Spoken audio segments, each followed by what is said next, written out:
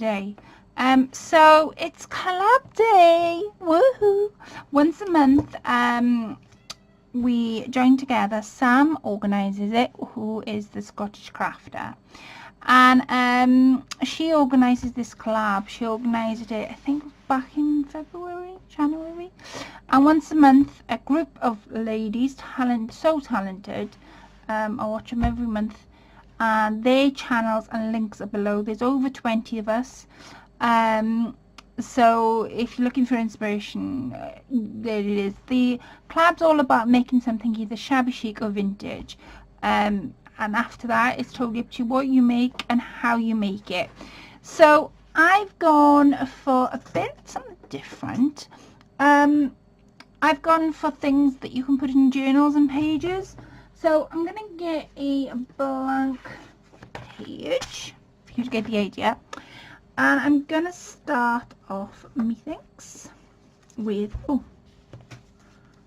I've got about, how many pieces have I got? 1, 2, 3, 4. I've got 5 pieces. So I'm gonna start off with this piece. Now this piece I actually did on Friday's live, but I didn't sew it together because I couldn't get my machine to work. The reason I couldn't get it to work because I wasn't threading the bottom bobbin. So I've decided this month to go with vintage, so keeping with the vintage theme, and I'm mixing it along with other things. So this is made up of some fabrics, some vintage laces. They're vintage laces. This is a I've done another one. Oh, I knew I was going to do that. The other one, this is a button, and how I've made that is the same way as I made this one, and they are so adorable. That isn't glued on, it's sewed on, and basically you make your threads, 4 threads, and then you turn your ribbon, you miss one, go under one, miss one, go under one, and you keep doing it all the way around. But you do it for the first 3 rows, and then you would swap. So say I started here, I went over, under, over, under, over, that would be row 1, over, under, over, under, row 2, and then I would go under this one so I could go over that one. That's how you do each alternator, and that's what gets you the big petals. Sounds complicated, but I promise you it's not. So made up of different things, like I say, paper, fabrics and laces. So the first thing I could do with this is I could either stick it down flat as it is, keep it as it is, or I could stick it down there, across and back up. I've left the salvage on because I like the frayed edge look, because I want to be able to use, I was trying to find out different ways to use the salvage, because more than not I usually cut it off and put it in the bin, but I like the idea of it being on the end. So I could, if I did it 3 sides, I could use this as a back pocket and be able to put stuff in. Not only that, there's a pocket here, and there's also a little pocket just there. So there's 3 pockets on this one. And like you say, just a long piece, and you just fold it, and like you say, it was 1 pocket there, 1 pocket there, and it's all sewn and it feels super soft. And I've got my gorgeous little button there with a little vintage, it's not vintage as in vintage look, it's a little what would you call it, flat back embellishment. So there's that one. So that is the first one. The second one I've made is this one. So again, keeping with things that you can put in your journal, I wanted with these go down like the vintage flowers, so it could be used for different things. So how I've done this is I've teared, this is just a picture out of a book. I've made my word up. There is a video on how I make my words, and this one says thought of the day. I've used a bit of vintage lace and I've done a zigzag stitch. I don't know whether you're able to see it. It's just on the top there and on the bottom. And then this was a stamp on a postage. I usually keep all my stamps it goes up, this flips down, and then you've got all the journal space to write on. So this was just a piece of dyed paper that I had dyed. I didn't really want to cover the inside with anything, because if I do that, then I'm not going to be able to, you're not going to be able to write in it, basically. So there's a nice little thing. And the idea of this one is it can again be used two different ways. So it can be used that way, or stick it flat, and then you've just got a flap up, flap down, and you've got your writing space. So there's the second one. Like I say, there are 5 things. I've been busy bee. Right, I'm going to show you these tags, I think. So these tags are just made up of dyed lined paper. These flower images I had given to me fairly recently, and I don't want to say a name in case I get it wrong, but I had them given to me in a pack. There's a doily behind it, just a torn piece of paper. I put some lace, and it says "In My Heart." So on this tag is a pocket just there, and you've got some writing space there, not much. And then behind it, you've got the doily. I've layered some fabrics, there's vintage lace. There's just a little snippet of, I don't know what fabric you would call it, but I'll get it out to show you. It's this, and the lovely Sophie, who is Shabby Chic Corner, I can't remember, I want to say Shabby Chic Corner, but I might be wrong, but it was Sophie that gave me that. And there's a pocket just there, and I have stamped using my stamps, and it just says postcard. So I thought that was a really cool idea. And I've stitched, I had a doily, and I just stitched down either end, so that gives me the 2 pockets, one there and one just there. So there's that one. The other tag I have done is this one. So this one, again, keeping with the vintage but flower theme, I went zigzag stitch. I've used a variation of pieces of paper. So this was once a tag by itself. This came in the same pack as that one. I had it given to me. These I had printed off Pinterest, I think, for some vintage lace, bookmarks and all sorts. So there's a pocket just there behind the little piece. I've left that blank to be able to write on. And then when you flip it over, you've got the tab, and then this flips up, and you've got all that writing space plus all the top. So it's sort of like a 2-in-1 basically, but it can be used, I've been thinking about this, it can be used like that. So having like a paper clip, and then you would flip that up maybe if you wanted to use it like that. So 2 different ways. Those are my tags. And then the last but not least is this. Now this, and let me show you what it's made out of first and how to make one of these. So this next piece is made out of a vegetable bag. Now when our local supermarket, Morrison's, but Sainsbury's also do it, Lidl's, any supermarket, we usually get our veg and we usually put them in these brown paper bags. Well, I've been a little bit on the hunt. When I go shopping, I pick up a bunch of these and I put them in a trolley, and the lady always gets to the check and she says, "Shall I put them back for you?" And I'll go, "Oh no, don't worry about it, leave them in." I usually nab them to bring them home. So how this is made, let me show you it first, and then I'll show you how it's made. So variation of different papers layered with laces. I did do a little tint of blue because I was trying to mix with blues and vintage to see if I could, and it would still stand out vintage.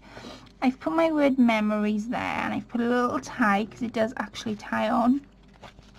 If I open it up, then there is, so let me use this tag, there is a no hands on it.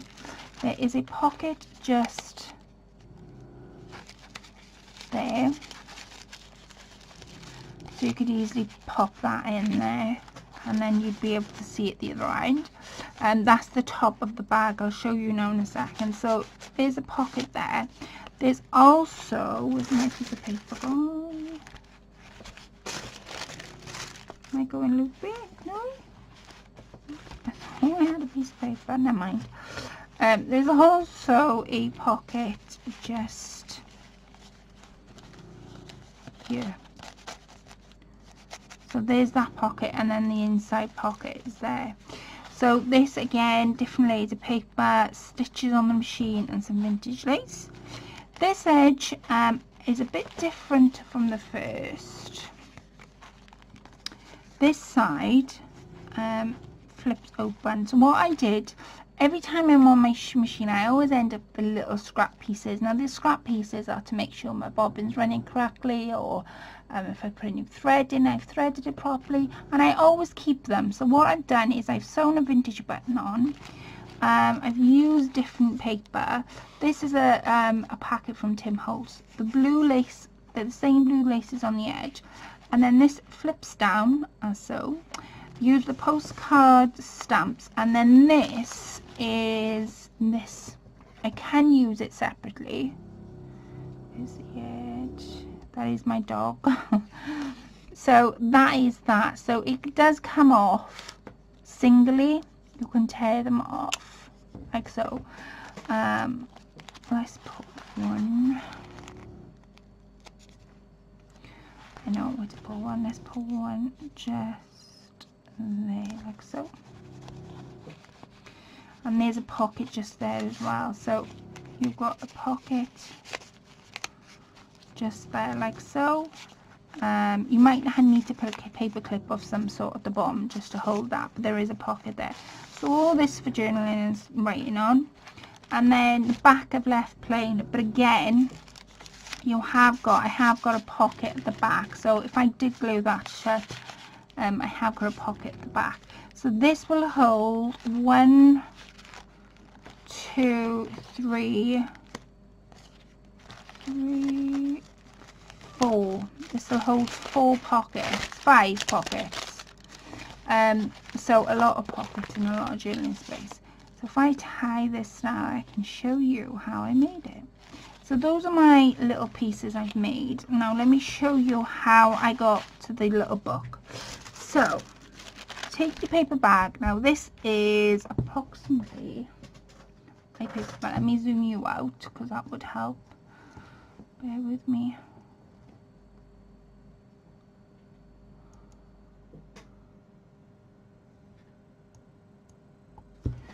Okay, that's zooming out. This is approximately 8.5 roughly by 10.5. So how I've done it is you fold it over like so to begin with. Now I wanted on this, I wanted a pocket at the top on the front, and then as I opened it I want a pocket on the side and the back. So this is how I did it. So make sure, now if this is your front, this is my front of my bag, this is going to be the back of the book. So how you do it is, front to the back, you fold it in half, so top to top, bottom to top, fold it in half again. So I've now created myself a little booklet, and it's from you really that you can decide where you want your pockets to be. Do you want to keep this entirely open? Do you want to stitch it? It's just totally up to you how you decorate and how you make yours. So how I got mine is I stitched all the way from there to there. So I've now closed this completely. This is completely closed. Given myself a pocket at the top. Decorated all the front, put some ribbon on, decorated all the back. There's still a pocket here. The inside, which is, let me show you, which is this bit, I didn't want a pocket at the top, but again, this is totally up to you. So what I did is I stitched from the middle all the way to the corner, And that left me then with my side pocket, which is that pocket. If I can get it to go. Which is there.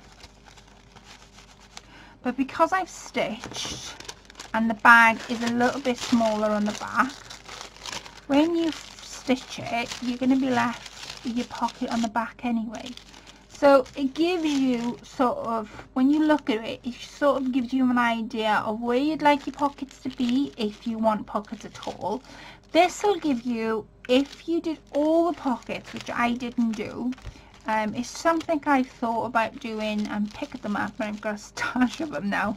But if you did all the pockets, right, and you didn't sew it, and you just glued glued where it was folding, this would give you 1, 2, 3, 4 pockets approximately. Maybe the side 5, 6 if you just did a little small stitch at the top. So have a think about it, but they are absolutely brilliant. I'm going to be making more of them actually. And when I saw it, when I saw it in the supermarket, I went to fold it like so, to think that I didn't want it, and as it got folded, that's where my inspiration came from to make one of the booklets. So I hope that's helped, giving you some food for thought, as they say. Let me know what you think. I love hearing from you on all the comments, and I really do hope you've enjoyed the live.